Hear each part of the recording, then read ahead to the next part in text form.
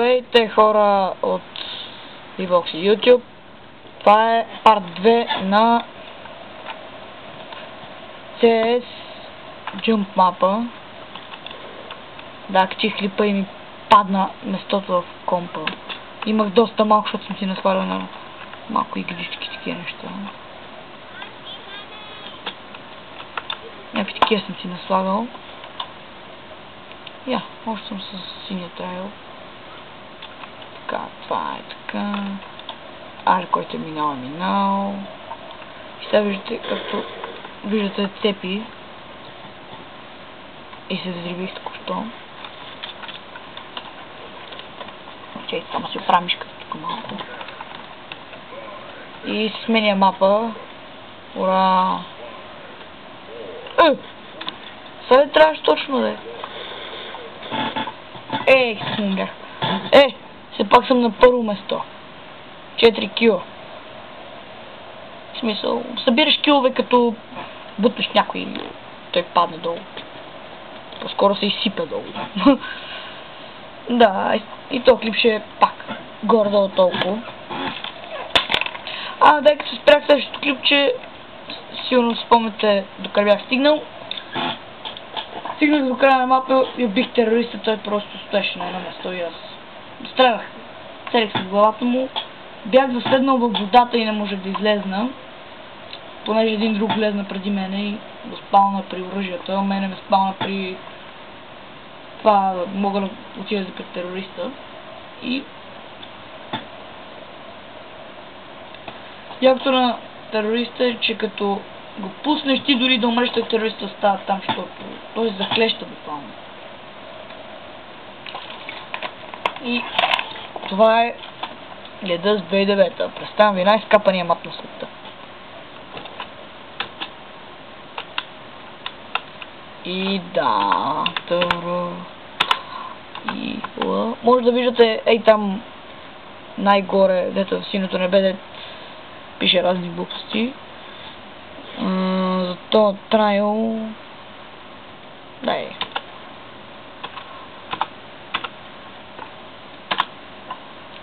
и изчакайте, ето я.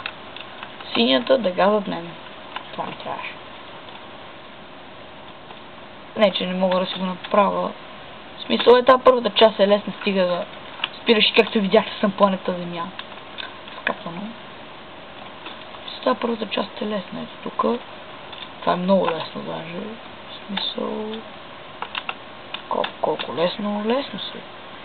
Въпросът е, че... Къде на къде то е? Така. Тук си подскачкате и се пребивате. Това не беше свързано. Вече копирача. В смисъл, сега в принцип не го минам като мапа, ма искам да ви покажа специално. И ако остана си не следили, време да скачаме. Така, значи тук знам всичките капани за това нещо. Така, тук лабиринт, около типа 100 капана, аз съм първи, ура. Не съм. Те не ги виждам от мап, защото ми е бяло. Ако си мислите, че това е трудно, не, въобще даже. Ето това е най-трудното препятствие. Ето тук. Това. Гледайте сега. Значи. Не може да се скочи. Все едно да играеш Майнкрафт и да си заклещеш в тунел от две купчета. Но не можеш да скачиш. А трябва да скочиш. И гледай сега. Скачаш, тък тръгваш да клякаш и умираш.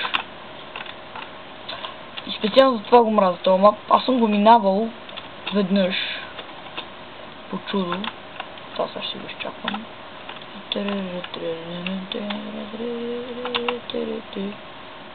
Синя дирия лети тука. Просто да го мина назад. Мина го като цяло, не? В смисъл. По никакъв начин не мога да се мина това. Не знам как го направих миналия път, някак си сено го прескочих. Самото такова. Вау. Това. Почти се пребих тук. Ето виждате, някакси скочих настрани просто. В принцип, ако е така. Да. Ще го минеш отгоре на куколят. Аре де, ще не стана. Ето така някак се направих. Ето, пак го минахме. Да, това е бати лесното. В смисъл, терорист е пуснал това, ето отпред. Видяхте, че има една дупчица. Не трябва да се удържа в това чудо, където е горе, за да го минеш така. Ако не го беше пуснал терорист толкова пан, поне знам вече как да го минавам, бе. Горе-долу. То са терористи продължава да ги избиват там. Аз поскачам върху някакви тъпи тревички. Еба си фейла. Засилвам се. Скачам и се пребивам. Аз някакси тъкмо скочих и тогава го натиснах. Нещо е такова беше. Веднъж е тук е така. Бе, искам стъпих на това, някакси завъртях се наоколо. Скочих го, прескочих това и сега тук така и така. Как се видяхте това го направи. Зайка. Въпреки че аз съм зайка, но той е с зашки уши. Аз съм планетна земя. Тъпо. Исках аз съм зайка. Обичам ми как го правя това. И аз го правя толкова пъти и нищо не става. Бързата работа съм за майстора. После как не мога го минеш в мапа. Не си е така напред. Да, така става. Сега ще мина. И не стана. Зато мразя този мап, но пък така в тези клипове мога да науча нещо ново. Ето някакси така стана, само че ми забиш патите и почнах да подскачам много, като някакъв урод и скочих и го прескочих това чак. Да си сменим мап баш във въздуха. Не е толкова за играта, сколкото да ви кажа някои неща. В принцип, знаете от предишното, не по-предишното клип, по-точно, ще снимам вече клипове на Майнкрафт и със сигурност ще ги почна, затова ще е по-добре от сега да ми давате някакви идеи за строене, такива неща, да построя някакви глупости там, някаква TNT база, по-после да се изрива света, правил съм го, играта крашна няколко пъти. Яко беше. В смисъл, яко беше, не за света да е. Това е причина на огромна дупка от Bedrock. Да, го напълнил само с TNT-та. И напоследък нещо не ми тръгват модовете и това не знам защо е. Все пак, като го напълних света с Nuke TNT, направо свалих на нова играта. Защото то нищо не ставаше от нея. Тя така мазно крашна.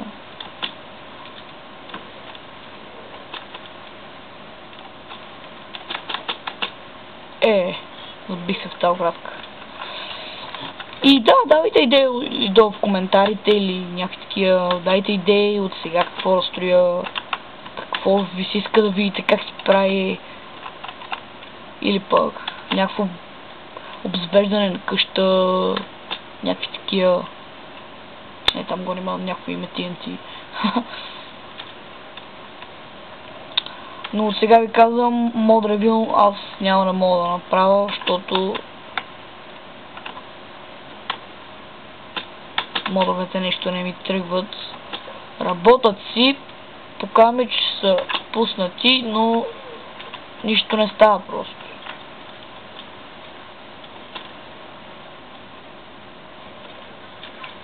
Тъм прия се пребие, бат. Странно, като ходиш стреляш като идиот. Стреляш на 10 000 милиона посоки.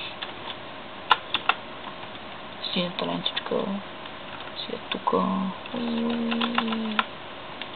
Все едно време да скоча. И пак ми забиш паците. И се бъгнах. Сега ще го правя. Готово. Някой така си помислиха, откъде имаш 2 ножа, 1 пистолет, къде имаш 3 оръжия. Аз викам, не бе, просто ми крашна играта. В смисъл, това са тези малките крашчета за CS.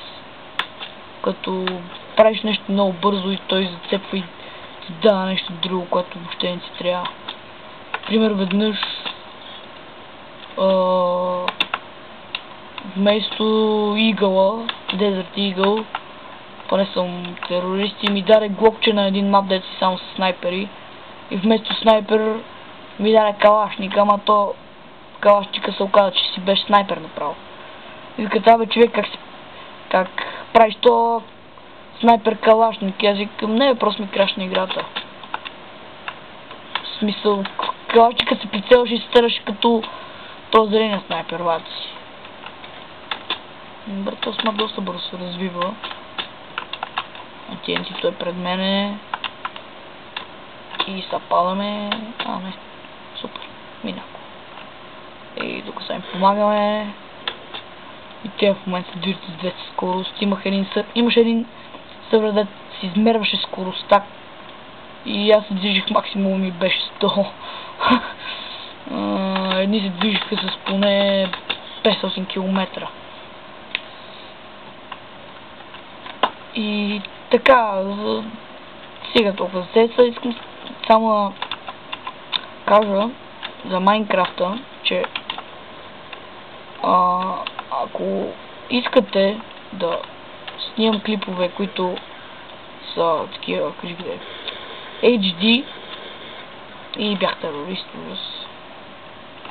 към се даром да ме убият, сега ще ги поразигра малко, като ще си поиграят така малко.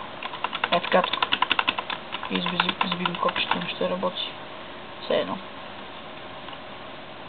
Тя капани много не вършат работа, ама само да стигна на ето това, като стигна.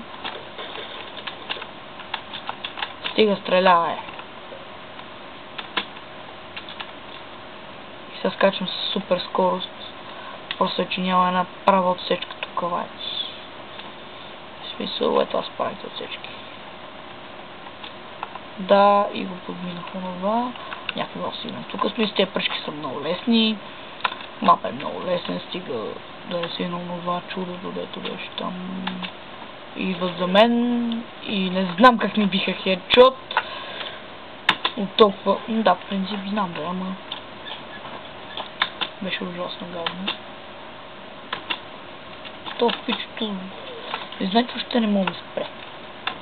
Не знам къс правя. Малко ми лаги. Не знам дали при вас ще се вижда как. Какво направих, бе? И пак кращахме. Боже, боже, боже. Колко неща си ми причинил. Колко мъки само докато те оправя си нормален. Беха доста работи, бая кандарми, ала бала, тъшаци, лайнаци, овчици, някакви такива педрасти. И затова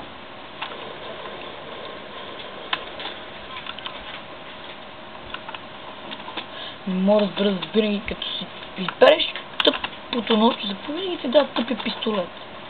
За какво ти е да убиеш терориста? Накрая като имат калаши такива пушки и снайпери, за какво ти е, бати? Един ми влезе в тунела с снайпер и го убих нощи, поне не можа да ме оцели. И докато презарежеше с 100 снайпер и сега